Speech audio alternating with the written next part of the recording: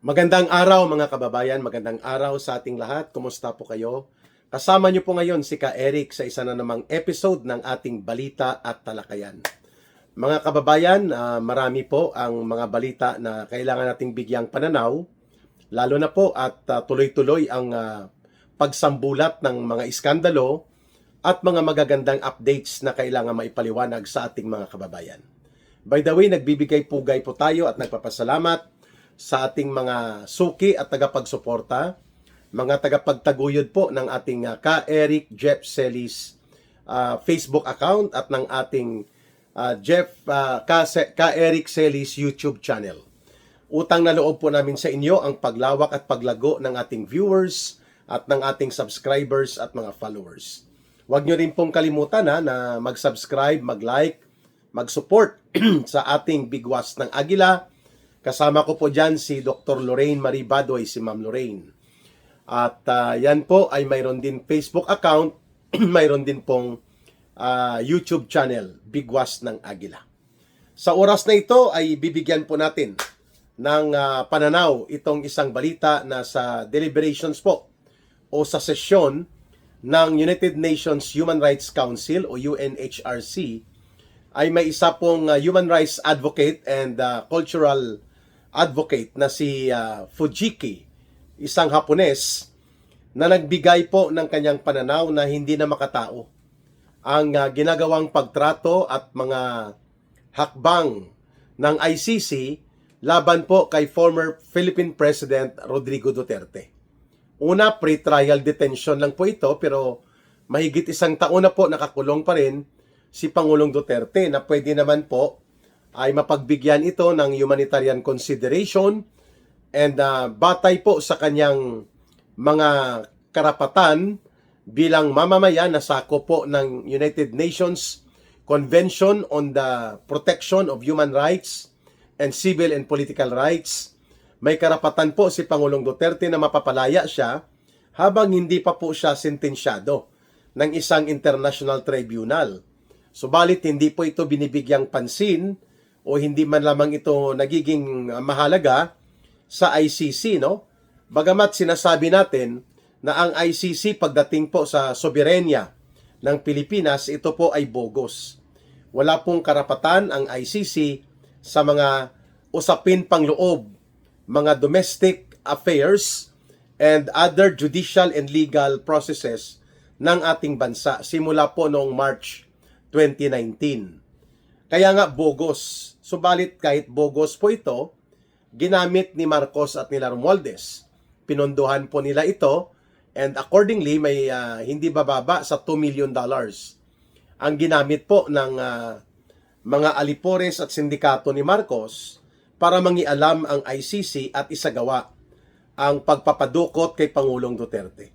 So maganda po itong naging pananaw ni Ginoong Fujiki, Sonichi Fujiki, isang cultural and human rights advocate sa bansang Hapon at kanyang pinuna sa harap mismo ng pagpupulong ng UN Human Rights Council na hindi na po makatarungan, hindi na makatao ang ginagawang pagpapahirap at pag-deny ng mga batayan sa karapatan at pang makatao na kalagayan ni Pangulong Duterte. Una, binanggit niya ang isang taon na pagkakadetine sa pre-trial detention ay labis-labis po ito na pagpapahirap. Dahil kung tutuusin, pwede naman pong ilagay si Pangulong Duterte sa country confinement o country custodial detention o parang house arrest sa isang bansa. For example, sa Netherlands o kaya sa European countries dyan na malapit lang like Vienna, Austria o kaya Norway o kaya Belgium para madali po siyang dalhin kung magkaroon ng trial. Hindi siya makakaalis sa Europe pero yung kanyang sitwasyon makatao. Sa edad po niya na mag-81 years old na siya sa susunod na linggo at ito po ay sa katandaan niya, hindi na po siya flight risk. Wala na rin po siyang kapangyarihan pa o otoridad. Subalit, hindi pa rin po binibigyan ng pagkakataon ng ICC na si Pangulong Duterte ay mapapalaya on the basis of, number one, humanitarian grounds, isang makatao na pagtrato ng isang international tribunal. Hindi pa po napapatunayan nila, no, ang anumang aligasyon o akusasyon ng mga krimen laban kay Pangulong Duterte. Pangalawa, pwede naman pong i-consider ito na talaga namang nagkaroon ng extraordinary rendition. There was no process of verification sa mga lokal na korte ng Pilipinas at hindi po dumaan ito sa tamang proseso ng makatao at may karapatang pantao na ginagarantiya kay Pangulong Duterte sa ilalim po ng United Nations Convention on the Protection of Civil and Political Rights. Pwede po yan gamitin. At ang pangatlo ay yung katotohanan na hindi naman po mabigat pa ang mga naipakitang kunwari ay panimulang ebidensya o mga testimonya ng ICC Prosecutor Panel sapagkat ang mga ito ay puro po mga police blotter at hindi naman nagkakaroon pa ng mabigat na direktang testimonya na talagang ipinag-utos ni Pangulong Duterte ang mga naturang krimen na kanilang gustong isangkot kay Pangulong Duterte. All of this, pinuna po ito ng isang Japanese human rights and cultural advocate na si Fujisi. At ang sinasabi niya, kung katarungan at makatao at karapatang pantao ang sinasandigan ng anumang internasyonal na mga tribunal, bakit hindi natin ito maibigay sa dating presidente ng Pilipinas? Na siya ay mayroong karapatan na ito ay matamasa o ma-avail niya, no? At dahil dito, magandang pagkakataon po na nabuksan sa United Nations Human Rights Council ang pagiging abusado as an instrument of political persecution ang mga ginagawa ng ICC. At isa dyan, ang illegal na pagkakaroon nito ng conspiratorial actions laban sa gobyerno or laban sa interes ng mga mamamayang Pilipino, kasabwat po ang gobyerno ni Marcos Jr. Kaya naman po nagpapasalamat tayo that there is a foreign respected personality in terms of human rights and cultural advocacy sa katauhan po nitong isang Japanese national na si Shunichi Fujiki na kanyang pinansin. At nagkaroon po ng pagkakataon na pwedeng masuri o matingnan ng UN body like United Nations Human Rights Council, pati na po ng tinatawag nating UN Secretary General's Office, ang mga aligasyon ng hindi makatao at mapanghimasok at maanomalya ng mga operations ng ICC. Partikular po ang itinuturong conspiratorial actions nito ng ICC laban po sa interes ng mga Pilipino. Mantakin mo wala na po silang treaty and authority jurisdiction sa Pilipinas simula pa noong March 2019 sapagkat nag-lapse na po ang 1 year notice period or notarial period para sa withdrawal ng pagiging kasapi ng Pilipinas sa ICC. At under the Rome Statute, it will take effect immediately upon 1 year ng tinatawag na notarial period. At ito ngayon ay isang mahalagang question. Kung functional po at umiiral naman ang proseso ng batas at ng mga proseso ng hudikatura o hukuman sa ating bansa, buhay na buhay po ang dynamics of judiciary and legal system and legal processes in the Philippines, may karapatan pa rin ba ang isang entity like ICC na 1 year na nag-lapse ang kanilang jurisdiction authority sa Pilipinas, considered to be bogus na sila, and yet nakipagkonsyabo sila at nakipagsabwatan sa gobyerno ni Marcos lamang may patupad ang extraordinary rendition, which is tantamount to cross-border kidnapping against former President Duterte. Dapat matingnan po ito at mabusisi ng United Nations Human Rights Council, pati na rin po ng ating United Nations Secretary General's Office. Kasi ang ICC, isa po itong international tribunal, kunwari, no? Bagamat marami ang nagko-question dito sa pagiging patas nito at mas lamang ang pagiging bias. At isa po dyan na hindi nagpapamiyembro at hindi kinikilala ang ICC ay ang Estados Unidos, ang bansang India, ang Russia, ang North Korea, ang Saudi Arabia. Ang mga malalaking bansang ito, they do not recognize the ICC, and in fact, si President Donald Trump ng Amerika ay tinawag niya na sindikato ang style ng operations ng ICC. Kaya naman po, malaking pagkakataon ang ibinigay ni Ginoong Fujiki para matingnan at mabigyan ng tamang pagsusuri kung makatao pa ba, makatarungan pa ba at nararapat pa ang pag-iral nito ng ICC na lumalabas na parang pwede pala itong gumalaw on the highest bidder. Kung sino ang malaki at malakas ang pagbibigay ng panunuhol, pwede palang gamitin ito. These are serious allegations of violations ng impartiality, objectivity, and integrity sa bahagi ng ICC na sa tingin ko ay marapat na maimbestigahan po ito. And isang pagkakataon po ito ang nagkaroon ng paghahayag itong si Ginoong Shunichi Fujiki na mabuksan po sa United Nations Human Rights Council ang naturang usapin tungkol po kay Pangulong Duterte na patuloy na iligal na nakakulong at ang kanyang iligal na pagkakakulong na ito ay lantarang paglabag sa Universal Declaration of Human Rights, lantarang paglabag po ito sa United Nations Convention on the Protection of Civil and Political Rights. Sana po ay maging basis ito para sa United Nations Secretary General's Office. Ang Secretary General's Office po ang pwedeng magsagawa ng pagsusupervise o pag-review ng mga ginagawa o operations ng ICC.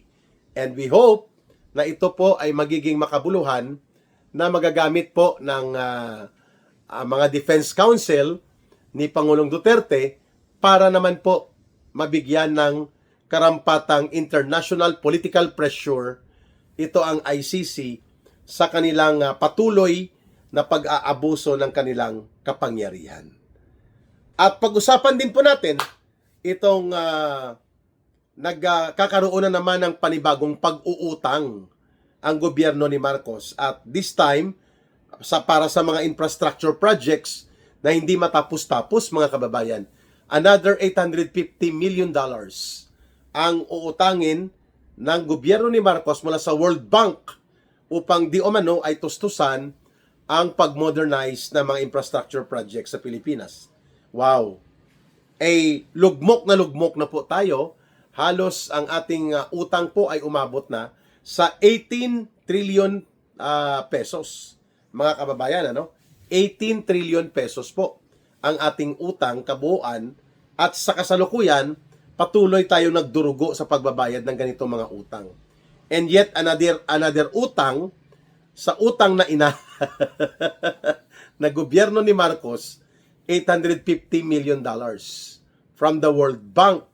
At para daw ito i-prop up ang pag-modernize ng ating mga infrastruktura, airport, port, at mga tulay. Wow! Para mayroon pong mabilis na pagraket at pandarambong. Umaabot na po sa 5 trilyon pesos ang naidagdag na mga pag-uutang ni Marcos sa loob po lamang ng 3 taon na ito ay namumuno sa gobyerno. So meaning to say, kung 5 trillion pesos na ang nautang, every year halos 1.8 trillion pesos po ang inuutang ng gobyerno para pagtabunan po ang tuloy-tuloy na pandarambong at pangungurakot sa kabanang bayan, kaya tayo umuutang para pagbigyan at pagtakpan at mapunduhan ang pinagnanakaw ng mga pera at salapi ng ating pamahalaan. So 5 trillion pesos mahigit na po ang idinagdag sa ating utang sa loob lamang po ng kulang-kulang 3 taon ni Marcos. At ito ay karamihan na punta sa walang katuturan na mga hakbangin o gawain. Kagaya po ng pagtatapal sa mga infrastructure projects na hindi matapos-tapos dahil pinagdurubuhan at kinurakot na ang pundo. Mga ganyan po ang napupuntahan ng inuutang nila Marcos at ang nagbabayad po ay ang ating mga mamamayan. Now, with another $850 million coming, malamang gagamitin na naman ito, di umano, sa pag-upgrade at pag-modernize ng ating infrastructure building capability. Pero ang notorious na record po ng gobyerno ni Marcos at nila Romualdez ay palagi nilang ginagamit na rason ang proyekto kasi doon po lumulusot ang kanilang pangungulimbat at pandurubo sa ating kabanang bayan dahil sa mga substandard projects, ghost projects, at marami pang kickback at mga kutong na nangyayari po sa naturang mga projects. Kaya, ano ang nangyari? Nag-collapse po, no? Halos mag-collapse na ang ating ekonomiya. Halos gumagapang na po ang 2.8 million Filipinos na nawala ng trabaho sa loob lamang ng first quarter ng taong ito. 2.8 million of our labor force ang nawala ng trabaho, mga kababayan, dahil lumugmok at lumulugmok patuloy pa ang ating ekonomiya. Bagsak ang manufacturing sector, bagsak po ang fishery and commercial sector, halos lahat gumagapang sa ilalim po ng napakahirap at napakakurakot na uri ng pamumuno ni Marcos at nila Romualdez. And now, ito na naman, utang.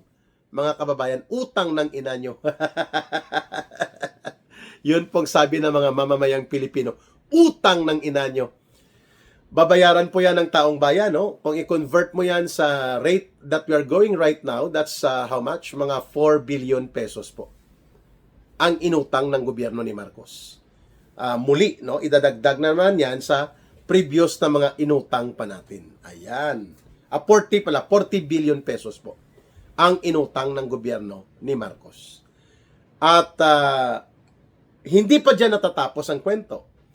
Nag-a-apply ngayon o mag-a-apply si Marcos ng emergency powers sa Kongreso para daw harapin niya at maibsan niya ang kinakaharap na krisis ng ating lipunan, ng pagkalugmok ng ating ekonomiya. Mga kwentong kotsero po ito at mga kwentong pangbarbero. Yung habang nagkakaroon ng gupitan sa barbershop, nagkukwentuhan ang mga marites. Yan ang uri ng mga diskarte ni Marcos sa kanyang gobyerno. Kaya naman, walang naniniwala na gagamitin sa katuturan at may katuturan pa itong emergency powers na hiningi niya sa Kongreso.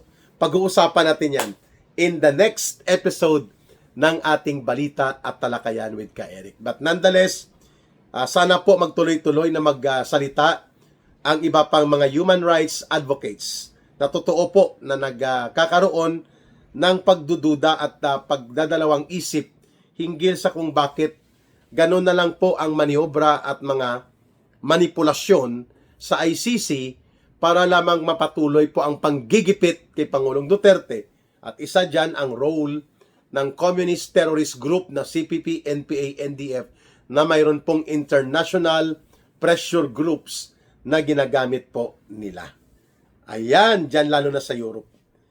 Sa mga gustong tumulong naman at magsuporta sa ating Ka Eric Celis YouTube channel at gustong magpalawak po ng support sa pamamagitan ng ating advocacy center na Bangon Sambayanan People's Movement led by Ka Eric, ang ating GCash line po ay 0916-308-7710.